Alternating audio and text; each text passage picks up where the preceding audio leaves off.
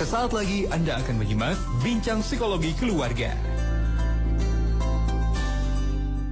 Sahabat MQ, mari kita lanjutkan perbincangan kita. Dan Alhamdulillah sudah sampai dalam segmen Bincang Psikologi Keluarga bersama Pak Wasmin dan juga Ibu Lilis. Selama ini ketika kita menjalani peran sebagai orang tua, sebagai parents, sahabat MQ, bagi putra-putri kita, apakah kita sudah memiliki mindset yang benar dalam mendidik dan juga membersamai, memberikan pengasuhan terbaik untuk putra-putri kita? Atau boleh jadi masih ada mindset-mindset yang perlu diperbaiki? Karena berbicara tentang mindset, sahabat MQ, ini kan sesuatu hal yang dibangun dari hal-hal yang telah kita alami atau input-input yang kita dapatkan. Boleh jadi kita belum dapat nih input-input yang akan kita simak hari ini, yang mudah-mudahan membuat kita menjadi memiliki mindset parenting yang tepat dan bisa menuntaskan pengasuhan, juga memberikan performance terbaik kita sebagai seorang orang tua. Nah, mungkin beberapa mindset yang akan disampaikan juga oleh Pak Wasmin Mulilis nanti akan sedikit menggelitik kita dan membuat kita bermuhasabah. Wah, kira-kira selama ini saya sudah tepat belum ya? Oh, ternyata masih ada yang keliru atau seperti apa. Langsung saja kita akan bincangkan seputar parenting mindset bersama dengan Pak Wasmin Arsyad dan juga Ibu Lilis Komariah. Assalamualaikum warahmatullahi wabarakatuh. Waalaikumsalam warahmatullahi wabarakatuh. Alhamdulillah. Bagaimana kabarnya Pak Wasmin, Bu Lilis? Alhamdulillah, luar biasa. Allahu Akbar. Allahu Akbar, Masya Allah. Saya kemarin sempat membaca tulisan Pak Wasmin di Facebook, dan ya inilah yang melatar belakangi kenapa saya menyampaikan di awal. Mungkin ketika Pak Wasmin menulis akan menyampaikan beberapa mindset seputar parenting, kita akan jadi bermuhasabah. Ternyata mungkin masih ada pemahaman-pemahaman yang tampaknya perlu untuk dipertanyakan kembali. Ini sebetulnya sudah tepat belum mindset saya sebagai orang tua? Tapi memang menarik kalau misalnya saya lihat postingan kemarin Pak Wasmin, mungkin hari ini juga bisa disinggung ya tentang hal-hal itu. Kita akan berbicara dari mana kira-kira tentang parenting mindset ini, Pak Wasmin? Ya, kita bicara dari terima kasih atas usulan temanya dari sahabat pendengar yang minggu lalu. Oh iya, berbicara tentang buku mindset ya? Ya, tentang buku mindset. Sebetulnya buku mindset banyak banget ya. Betul. Banyak sekali, bahkan training-training saya berupa banyak juga tentang seputar mindset. Nah, dalam mindset ini di segala bidang ada. Nah, yang parenting mindset ini yang kita arahkan hari ini. Inti dari mindset itu, semua pengarang buku tentang mindset tidak ada yang berani mengatakan ada ini mindset salah, ini mindset benar. Betul ya. Rata-rata mengatakan bahwa mindset itu terbagi dua. Ada growth mindset atau mindset berkembang, ada juga fixed mindset, tetap. Nah, tentu kita sebagai orang yang hari ini harus lebih baik dari hari kemarin, hari esok harus lebih baik dari hari ini, tentunya kita harus memilih growth mindset. Apakah fixed mindset salah sepenuhnya? Tidak juga. Kadang-kadang saya pun menggunakan fixed mindset. Untuk contoh kasus misalnya ketika ada orang yang sudah harusnya istirahat, usianya udah cukup senior, masih direpotkan tapi sama gitu masih repot dengan urusan anak, urusan dunia. Nah, itu saya pakai fixed mindset memang. Jadi fixed mindset itu emang untuk berhenti, untuk agak pasif, untuk menikmati yang ada saja gitu, untuk pasrah gitu. Karena memang kalau enggak itu dia akan sangat aktif pikirannya, malah bisa kontraproduktif terhadap upaya-upaya penyembuhan dan ketenangan batin. Oh iya betul. Jadi makanya materi-materi untuk usia emas rata-rata materi-materi fixed mindset. Begitu Terutama di bidang non fisik. Kalau fisik mah harus growth mindset, fisik harus dikembangkan lagi gitu. Jadi memang bisa disesuaikan dengan konteksnya ya, Pak Wasmin ya. Ya, betul. Hanya memang kalau pembahasan secara umum, semua kita akan memilih growth mindset. Mindset berkembang. Nah, kita sudah pilih beberapa mindset, kita rangkumkan ada 10. Wah, lumayan nih. Tidak akan buru-buru ya. Bisa jadi nanti ada tambahan lagi, karena mindset itu apapun sebetulnya yang kalau masuk dalam pikiran kita menjadi pola pikir, nanti akan menjadi pola tindakan, kan gitu. Oh, betul. Nah, jadi kalau kita ingin mengubah tindakan, maka kita harus mengubah programnya dulu, karena tindakan kita kan bergerak sesuai program. Seperti analogi robot itu, robot bergerak sesuai program yang ada di chipnya, di prosesornya. Berarti kalau kita secara fisik bergerak, itu tentu digerakkan oleh program di pikiran kita. Mindset itu program pikiran. Pola pikir artinya program yang sudah ada di pikiran kita yang nanti akan berbuah ucapan dan tindakan.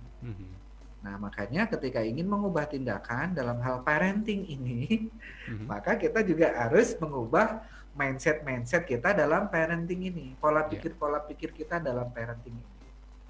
Bisa jadi yang 10 ini sudah beririsan dengan yang pernah kita bahas, tapi dengan mengulangi, karena program pikiran itu memang harus sering diulang-ulang. Diulang-ulang, betul. Diulang-ulang. Yang diulang-ulang aja belum tentu jalan, belum tentu masuk menjadi mindset, apalagi kalau cuma dibahas lewat. Ya, contoh adalah misalnya program yang pertama, yaitu program berfokus pada control cycle. Control cycle itu adalah lingkaran kontrol. Jadi dalam kehidupan kita itu ada 3 lingkaran, ada lingkaran kontrol, ada lingkaran pengaruh, dan ada lingkaran kepedulian, atau yang disebut dengan control cycle, ada influence circle, ada juga concern circle atau lingkaran kepedulian. Biasanya pemimpin rumah tangga, dalam hal ini orang tua, ibu dan bapak, yang pemimpin yang buruk ya bukan hanya pemimpin rumah tangga, pemimpin yang buruk dia menaruh lingkaran concern malah yang lebih besar. Lingkaran concern itu kan di luar ya. Jadi lingkaran concern itu lingkaran yang paling luar. Di dalam lingkaran concern ada lingkaran influence atau lingkaran pengaruh. Di dalam lingkaran pengaruh yang paling inti adalah lingkaran kontrol. Jadi Anda bayangkan ada sebuah lingkaran itu dilingkari lagi, lingkaran yang kedua dilingkari lagi oleh lingkaran yang ketiga. Lingkaran yang ketiga itu yang paling luar itu namanya lingkaran concern atau lingkaran kepedulian. Biasanya berhubungan dengan lingkungan. Peduli dengan omongan tetangga, peduli dengan apa kata orang, enak dilihat orang. Itu lingkaran kepedulian. Kalau lingkaran influence atau lingkaran pengaruh itu biasanya orang-orang yang masih bisa kita pengaruhi. Seperti suami kepada istrinya, istri kepada suami, istri kepada khodimat, itu masih bisa dipengaruhi. Keluarga ya. Keluarga, biasanya lingkaran-lingkaran keluarga. Tapi ada juga sih sebetulnya lingkaran keluarga yang sudah nggak bisa dipengaruhi lagi. Ada ya. Contoh orang tua. Namanya orang tua itu ada beberapa yang nggak bisa gitu. Namanya orang tua, masa kita nasihatin orang tua kita, ya sayang ke cucunya gitu, kita agak sulit juga nasihatin orang tua. Nah berarti kalau gitu mertua atau orang tua di mana dia sudah tidak bisa masuk ke lingkaran influence atau lingkaran pengaruh, dia boleh dimasukkan ke lingkaran kepedulian, lingkaran concern gitu. Nah kalau lingkaran kontrol itu ya diri kita. Pengaruh diri kita itu adalah lingkaran yang benar-benar bisa dikontrol. Rumah kita itu rumah kita. Anak kita itu adalah lingkaran kontrol kita.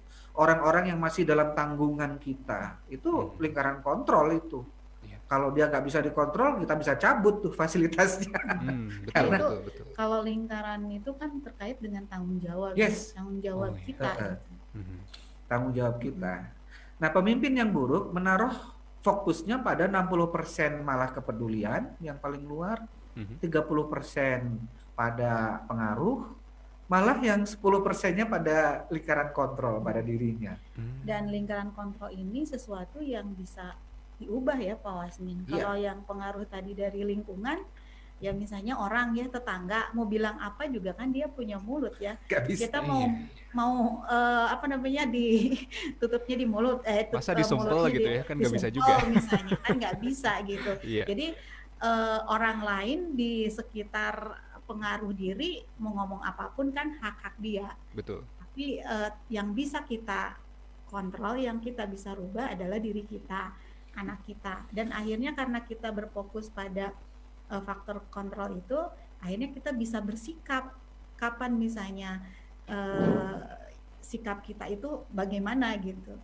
Kalau misalnya kita kebayang kalau kita terpengaruh dengan faktor-faktor yang lingkungan tadi gitu ya, Ya, capek, capek, ini kayaknya gini, ini kayaknya gini, terus aja kan capek capek gitu. hati. Iya, dan belum tentu yang lain udah melakukan gitu ya. Iya. Saya juga pernah misalnya ada usul, ada masukan nih dari faktor luar, saya Mm-mm. lakukan. Saya tuh udah melakukan usulan itu gitu. Betul. Dia itu malah ngusulin yang lain, ini salah gitu. Dalam Waduh. hati saya, ini kan usulan dia gitu ya. Usulan dia gitu. Oh, berarti saya belajar nih ya. Kita berperilaku ke fokus pada faktor yang bisa kita kontrol, karena Kontrol. ketika kita berfokus, kita melakukan pada yang kita kontrol, kita bisa tadi berargumen dan bertanggung jawab tentunya. Iya. Itu akan lebih bisa Ini dipertanggungjawabkan. contoh aktual ya yang dilakukan oleh istri saya, bagaimana dia begitu efektifnya melakukan proses-proses ini. Gimana, Karena Pak? kalau berfokus pada lingkaran pengaruh, capek banget. Dan dia telah mempraktekkan berfokus pada lingkaran kontrol. Ceritanya begini, Kang. Gimana, Pak? Kang Zikri. Agak panjang nih, Kak. Tapi kalau nggak dikasih contoh, nanti kita jadi nggak tajam ya. Supaya tergambarkan ya bagaimana implementasinya sebetulnya. Ya, ceritanya begini. Nggak apa-apa ya? Atau lah mau jeda iklan dulu? Oh, agak panjang ya? Kalau agak panjang kita jeda dulu. Jeda dulu boleh. Biar penasaran. Supaya utuh ya. Baik. Bagaimana Karena ini sebuah peristiwa implementasinya? agak panjang nih. Perdebatan di grupnya juga agak panjang. Waduh, Masya Allah. Sampai debat di grup nih. Ada apa nih sebetulnya? Kita simpan dulu ya, sahabat FNG. Ya, Kita baik. endapkan dulu tentang yang poin pertama, bagaimana kita bisa berfokus pada control cycle atau lingkungan kontrol, yaitu diri kita, keluarga, ataupun rumah, barangkali ya rumah kita. Bagaimana lebih lanjutnya? Kita akan lanjutkan selepas yang satu ini. Anda pun yang ingin berbagi, sahabat MK, mindset parenting yang selama ini Anda miliki kira-kira seperti apa? Boleh kita validasi ya, apakah termasuk growth mindset ataukah fixed mindset? Silakan Anda sampaikan. Kami akan jeda dulu untuk simak beberapa informasi berikut ini.